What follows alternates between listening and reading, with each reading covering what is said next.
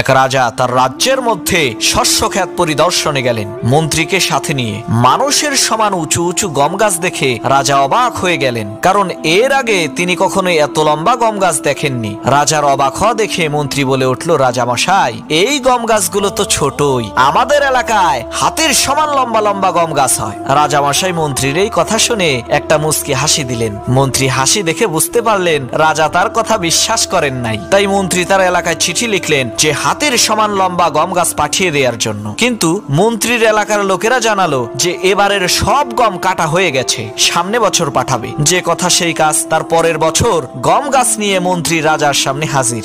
রাজা বলল, এগুলো কি? মন্ত্রী বলল, রাজামশাই, 1 বছর আগে যে আপনাকে বলেছিলাম আমাদের এলাকায় হাতির সমান লম্বা গম গাছ আছে, আপনি কথাটি বিশ্বাস করেন নাই, তাই প্রমাণ নিয়ে এসেছি। রাজা বলল, মন্ত্রী, তুমি কেমন কথা বললে যার প্রমাণ দিতে 1 বছর লাগলো?